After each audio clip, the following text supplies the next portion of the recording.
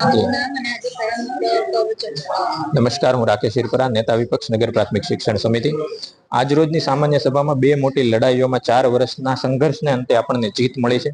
પહેલી એ કે જે શાળા સફાઈની ગ્રાન્ટમાં વધારો કરવા માટે 4 વર્ષથી આપણી માંગણી હતી. જે ગ્રાન્ટ 1000 રૂપિયાથી લઈને 4000 5000 સુધી હતી, એ ગ્રાન્ટમાં વધારો થઈને 5000 થી લઈને 15000 રૂપિયા સુધીનો વધારો કરવામાં આવ્યો છે, જે સુરતના બાળકોની, શિક્ષકોની, વાલીઓની ખૂબ મોટી જીત છે. અમને અભિનંદન. બીજું, જે છેલ્લા 4 વર્ષથી આપણી માંગણી હતી કે દીકરીઓને શાળા કક્ષાએથી વિનામૂલ્યે સેનેટરી પેડ આપવા જોઈએ, ગઈકાલે આદરણીય માનનીય સુપ્રીમ કોર્ટે આ મુદ્દે ખૂબ મોટો ચુકાદો આપ્યો છે. તો આ તમામ બાળકીઓને, તમામ વાલીઓને એના માટે પણ અભિનંદન.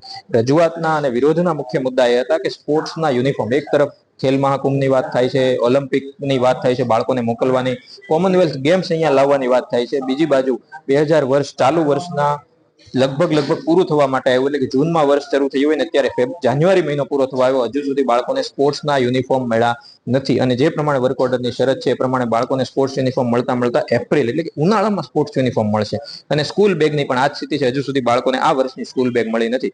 પ્રજાના ટેક્સના પૈસાનો વેડફાટ છે, શાળાના સમયનો વેડફાટ છે, કર્મચારીઓની મહેનતનો વેડફાટ છે, અને અંતે બાળકોના ગુણવત્તાસભર શિક્ષણ ઉપર આની માઠી અસર પડે છે. તો તમામ વસ્તુઓ જૂન મહિનામાં શાળા ઉઘડતાની સાથે જ બાળકોને મળી જાય એવી ફરી એક વખત અમારી આજે માંગણી હતી, રજૂઆત હતો, વિરોધ હતો. રાજેન્દ્ર કપડિયા, અધ્યક્ષ નગર પ્રાથમિક શિક્ષણ સમિતિ. આજની લગભગ આ છેલ્લી સામાન્ય સભા હોઈ શકે.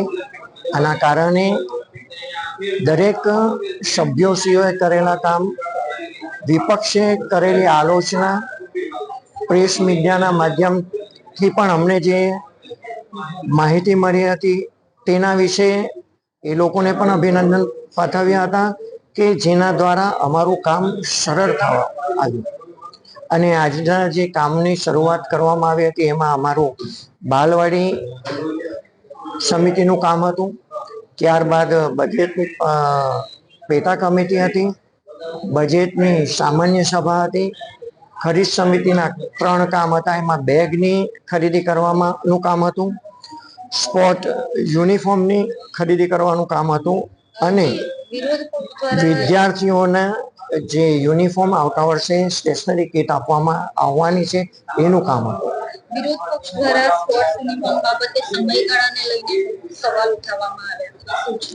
આપણે જણાવી દઈએ કે સુરત મહાનગરપાલિકાની સ્ટેન્ડિંગ કમિટીએ બાળકોને સ્પોર્ટ યુનિફોર્મ આપવાનું કામ મંજૂર કર્યું હતું, અને ત્યાર પછી પ્રક્રિયા કરીને ગત વર્ષે અમે જાન્યુઆરી અને ફેબ્રુઆરીમાં બાળકોને સ્પોર્ટ યુનિફોર્મ આપ્યા હતા.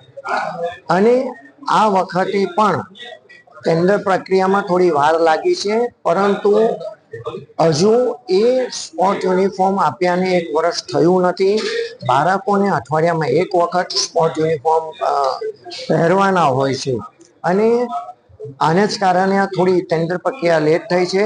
પરંતુ જાન્યુઆરી ફેબ્રુઆરીમાં ફરીથી અમે સ્પોર્ટ યુનિફોર્મ બાળકોને આપી દઈશું.